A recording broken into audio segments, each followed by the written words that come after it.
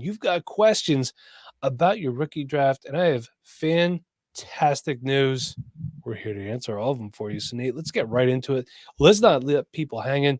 And hey, if you want to ask questions anytime before I get into it, patreon.com/Dynasty Rewind, now offering a week free on me. We hope you stick around afterwards. Nate, what are some general strategies you have that you try to deploy in all of your rookie drafts? Like the Baltimore Ravens, I am a value drafter. I go after best position available, best player available. That's what I'm always looking for. I understand, sometimes we do have to, take a look at our team, and we'll talk about, what happens when you need to draft for need a little bit later in this video. But the main strategy that I take into every single draft I go into is how can I maximize the value of my picks? And sometimes that is picking up the player sliding down the board. Sometimes it's also trading out of the draft and maximizing the value of your picks. So always trying to maximize that value. That is my number one strategy and number one goal, not just in my rookie drafts, but honestly in everything I do in Dynasty Fantasy Football. Don't draft before the draft. But my whole thing is I don't like being like with pick, blah, blah, blah. I'm taking this player. You have to be flexible because sometimes you don't know who's going to fall to you. You don't know who's going to trade up and around you. So you need to make sure that you're up on everyone in this class. If you just have your mind set on Brian Thomas Jr. and then somebody goes to pick ahead of you and snipes you, you might get a little frazzled and not know what to do. And that could be especially detrimental if there's a timer on your pick as well. So be open to trades for either picks or proven production. Don't forget, hey, if you don't like anybody there, trade for proven production. I don't seriously start planning my draft and how I think it's going to go until about a week or so before. And obviously when players have landing spots. Nate, what are some mistakes you are looking to avoid in all of your rookie drafts? So this is a hard one because sometimes I've noticed things that seem like a great pick or a great move at that time, you look back a little bit while later and you're like, what was I thinking? Happens. Yeah, it does. And something I'm going into this year and looking to improve upon and not make this mistake is I don't want to be scared to move off my picks. We've been looking at, say you have a first round and, as soon as the season ended, maybe you didn't make the playoffs. So you have like the 104 or something like that. It's the 104. You've known it's the 104 for like 5 months now. You do have the player in your mind who you're going to pick. You have it planned out a little bit. And then maybe that player is on the board or maybe they're not. But maybe the player's on the board and then someone sends you a trade. Are you scared to move off of your pick because you've already got so emotionally invested in that player, in that pick, that you're not willing to take a good deal in a trade? That's something I want to make sure that myself and everyone here, we're not too emotionally invested in our picks that we're scared to move off of it for better value. Emotions are great. They keep us connected. In our dynasty teams, we love to have players that we drafted and we grew in our, homegrown players. It just feels better when you win with homegrown players. But at the end of the day, it doesn't matter if you drafted the player, if you traded for him. Building the best team is what you need to do. So, keeping our emotions out of it sometimes is really going to help us maximize that value. I'm trying to disregard poor draft capital and landing spots for players I like. You want to talk about emotional investment? This goes hand in hand. Hey, Kylan Hill and LaMichael Pirine, please stand up. Although LaMichael Pirine did bring Nate and I together, another story for another time. I have a long list of failed draft picks because of guys that I was just fiending for, I guess you could say. Sometimes players you don't like as much with good opportunity and landing spot, it's just the best way to do things. The guy's going to get a good opportunity. He's in a good spot. And if you really hate him that much, draft him, let him play, move him. Instead of drafting a guy that you like, overdrafting a guy you like. Yep. Don't let emotions play into it. I agree. So, Nate, how does your strategy change in rookie drafts when you're rebuilding versus when you're contending or stuck in the middle, if at all? When I'm rebuilding, I'm looking to really go into that drafting best player available, drafting the best value on the board. The value that I think is insulated for the future, not going to lose value quickly. There's some running backs out there that, you might feel really good about, but running backs we've seen, they can lose value very quickly. Quarterbacks, wide receivers usually keep their value longer. So in rebuilding teams, especially the first year of the rebuild, I'm looking at quarterback. I'm looking at wide receiver. You oftentimes don't need running backs until you start competing. So, that's like at the end of your rebuild. So depending on where you are in your rebuild, it might, determine the position that you're targeting.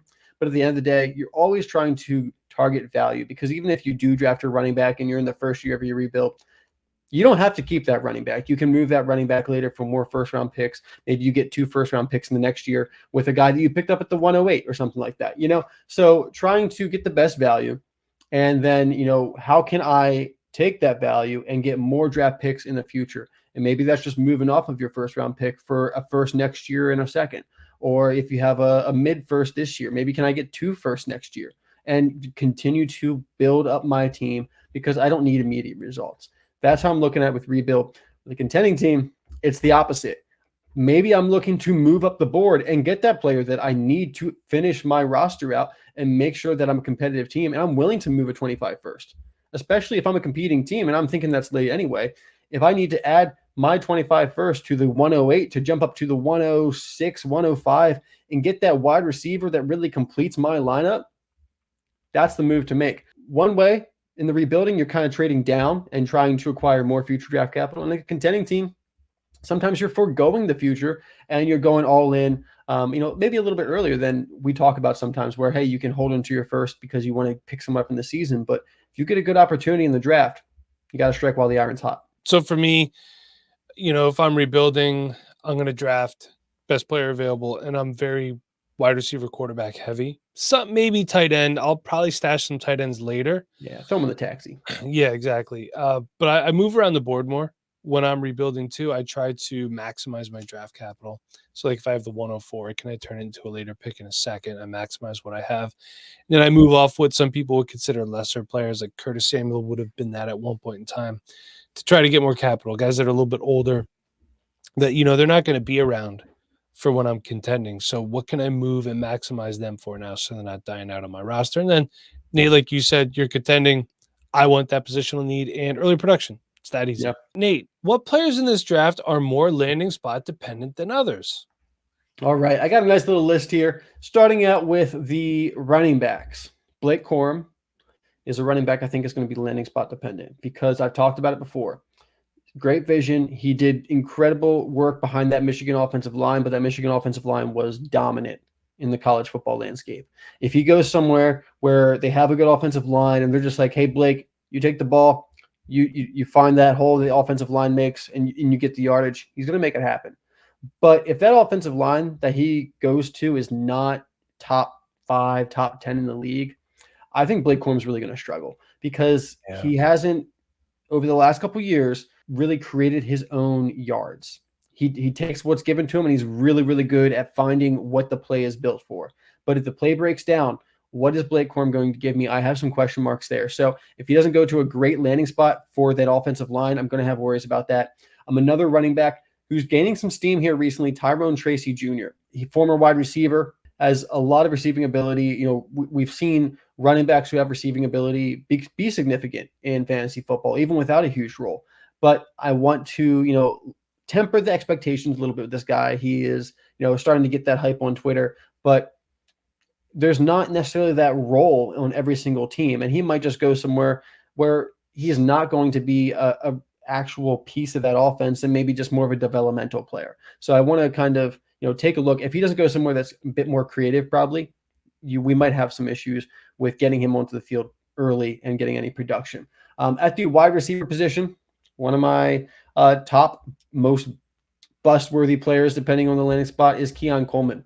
I like him as a big slot. I don't like him as a X receiver. If he goes inside, he's not that great of a route runner. So if he goes inside, that gives him the space to work with. He doesn't have to worry as much about creating separation. If he goes outside, I don't think he can separate that well. And if he's just leaning on that contested catch ability, I don't think that's as elite as a lot of people have made it out to be. 3 other wide receivers I want to mention: Troy Franklin and Xavier Worthy. I'm kind of putting these guys in the same bucket. I think they're both incredible wide receivers, but if they go somewhere where they get pigeonholed into a deep threat role and they're not being given passes on all 3 levels of the field and being used on screens and just there stretching the field for the rest of that offense, I'm going to be worried about their fantasy football production.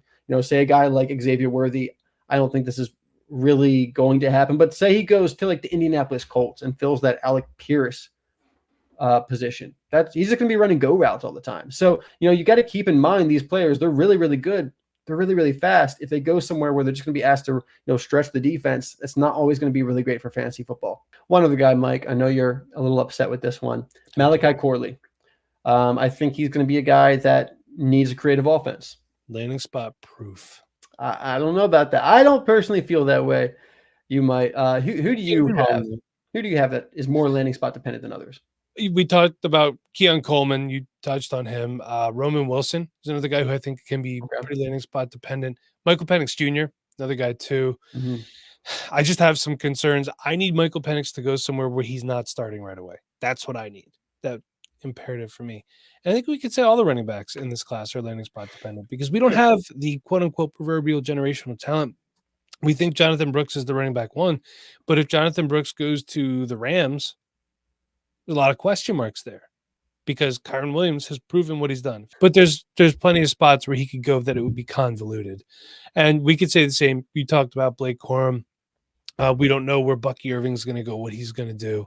Mm-hmm. So I'm putting all the running backs in there, to be honest with you. I hope it doesn't sound like a lazy answer, but I think that's where we're at. Nate, what landing spots are more volatile to players in this draft than dynasty managers may realize, i.e., if player/position X goes here, I want no parts of him. That's a pretty bold statement there. I don't think there's any players that if this player goes here, I don't want any parts of him. I'm always slightly interested at worst. But let's say the quarterback position, the Patriots, I'm less interested in that landing spot than other landing spots for quarterbacks, as well as the Broncos. I don't think that those teams have the pieces in place to really support a quarterback year one. So I think it would be a struggle and not great for their development. So I'm a little wary of those landing spots. Running back, I'm a bit wary about the Giants and the Panthers. These are bad offenses. Yeah. And, Panthers, we saw Chuba do pretty well last year, but overall that offense did not impress me. I think they're going to take a step forward this year, but we hope. There's also a crowded backfield there.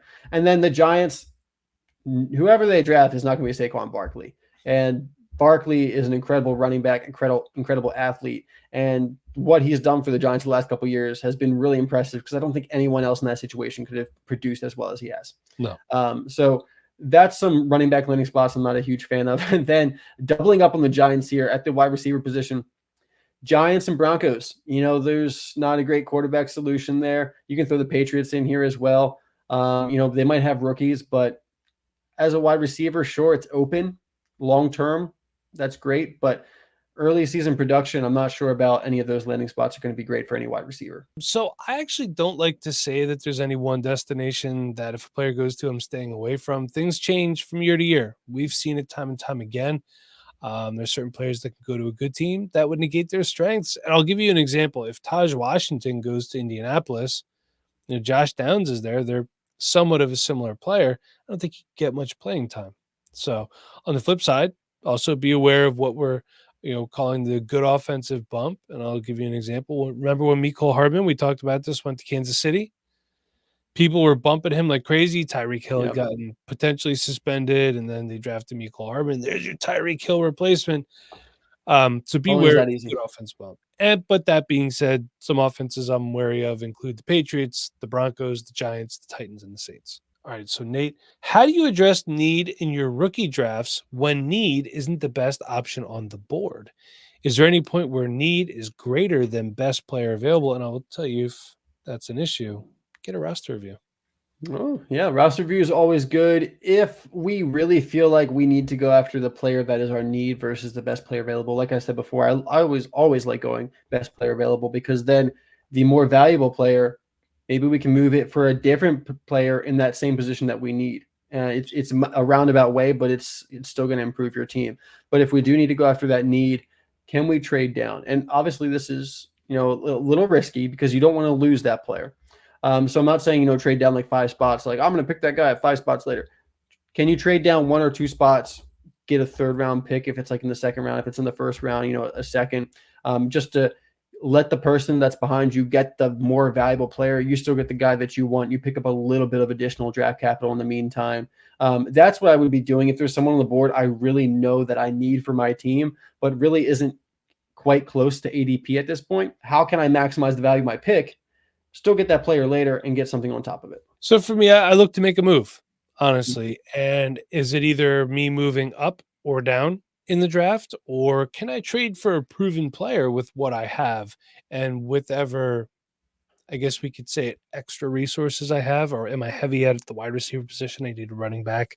Can I use whatever capital I have, draft capital, and those extra wide receivers to make a move or something like that? That's what I typically do. This next one is tough. What pick range are you trying to trade into? What pick range are you trying to trade out of? And how are you doing this, excluding the top 8 picks? Yeah, like money in the banana stand, there is always value in the late second round of rookie drafts, Mike. What does that even mean? Arrested Development. If you haven't watched it, you wouldn't know. I But know there's some always money in the I banana know stand. something about boats and water, and that's it. Yeah, there you go. The late second round, there's always value. Look at last year. You could have drafted Josh Downs, Marvin Mims, Jaden Reed. There's always some running backs that fall into the late second, depending on which ones depend on your league exactly. But there's always some late day 2, early day 3 running backs that fall into the late second that you can pick up and end up having some opportunity. And people don't value late seconds as much as they should. Once they see it get past like the 206, a lot of people are usually out on their second round picks and they're willing to move them. So, I'm trying to take advantage of that spot right there. And, sometimes that's even the early third. I think there's always value, especially at this point with how we've seen rookies come into the league. There's a lot more churn. The teams aren't waiting 3 years for a player to break out. So, they're giving opportunities to players their rookie year. So these players, we're seeing opportunity for them, in the top 30. So if I can get into that top 30, the late second, the early third, I think there's players there that I value, and I can move off of veteran players. And, for those picks, I can move off of future draft capital for those picks. If it's a early third or a late second, I can move. If I'm a contending team, my 25 second, maybe 2/3 together, something like that, or a bench player in a third, bench player in a fourth, or something like that. Those are pretty accessible picks for the value that you're going to get out of them. I love the late second, like Nate said, for those reasons, and I love the Mhm. 3rd round as well. Sometimes you have guys that, they may not be, like, studs or anything like that, but they can end up being solid contributors or good guys to move later. And for me, there's not really any pick range I'm trying to trade out of. That is a situational thing depending on how my roster looks and how the draft is going. So I really that one I can't answer because I will say, Mike, if you have the taxi space, I will always trade a future fifth for a fifth this year in the yeah. late fifth. Like it's like the 5, 10. You could probably almost anyone's going to be like, well, yeah, I'll take your 25 fifth for my 5, 10. There's a good chance it gets a better pick, and I don't like anyone on the board at this point. I'll probably cut them. So if you have the taxi space, don't worry about the waiver. Trade your future fifth Yeah. like the 5, 10, and then next year do the same thing. You just always have fifths later that you can And, work and with. people they get to a point where they don't want to draft anymore because they don't care about these guys at the bottom of the Yep. draft. They've gotten the guys that they wanted, they've made their moves, and they're just done with the draft at that point. They wanna go about their lives, and that's fine. So use that time to get some nice stash candidates. Okay, so our next question here is, how does your strategy change, if at all, when you have an abundance of picks in a rookie draft, i.e., more picks than what you're given? I look to package them up to move up Mhm. or to trade for proven commodities. Guys and gals, don't forget to trade for proven assets. If you have a lot of picks here, you know what I mean? And you could trade, you need a quarterback, like trade for Kirk Cousins. I would like to say trade for Jared Goff, but you can't do that anymore. Trade for proven commodities. That's the time to do it, Nate. Yeah, like you said, trying to get future draft capital because if I have too many picks, I've already kind of done the math. I'm not. There's no reason to draft players just to cut them. So if I can get future draft capital, whether it's just trading, like I said earlier, with like the 5, 10 for a future fifth, I get the 3, 10. I'll just take a future third at that point because I can work something with that. Even if I don't use that pick as a pick to actually draft somebody, I can use that third to put onto a trade package later and make something happen. So, I always am fine with kicking down the can down the road if I have too much draft capital. At what point in each round are you willing to trade out for a future pick in the same round straight up? Oh, I just answered that. Yeah, this is another, but it's situationally dependent for me. Yeah. That's one that you got to go and I have to see how the draft is going. You can't, and that's one of those things where I said don't draft before the draft, don't trade before the draft either when you're looking to trade out for next year until you see how the draft is going a little bit. Yeah, I don't like to do this straight up in the first or second round. I think if you're at like the 211, 112 or something like that, I'm not really moving out for just a straight up future first at that point. Though when you're at the 12 spot and you're looking at the other team, if you think that there's a pretty good chance that they're not a competing team, it's definitely a move worth making. But Yeah. most of the time, I want something on top of it, whether it's just like a bench player that I prefer, maybe a bench swap, or just like a mid-round, late-round pick that I get on top of it, just to kind of sweeten that deal for myself. Maybe it's just a move, like from my late third to a mid-third, and I get a 25 first, and I move out of the 112, something like that. But definitely at the end of the rounds, especially in like the third, fourth, fifth, I'm willing to take up, just a straight swap for the next year. Last one. What is the best way to consolidate picks and assets pre-draft or mid-draft if you have too many, i.e. more than roster and taxi will allow post-draft? So see what lower tier player you could bundle up with a pick or two, move up in the draft, take those lower picks and just get up. Do we need to trade out of the draft? Is your team in a spot where it's very good? Trade out again, proven commodities, picks for next year. Assess where your team is at before you do anything. That's going to help you decide what direction to go in. Compare it versus the other teams in the league. And hey, if you're really not sure where your team's at, what to do, payhip.com/Dynasty Rewind. Get a roster review. The link's going to be in the description of both this podcast and any YouTube videos that we do. Nate, anything to add to that before we head on out for the evening?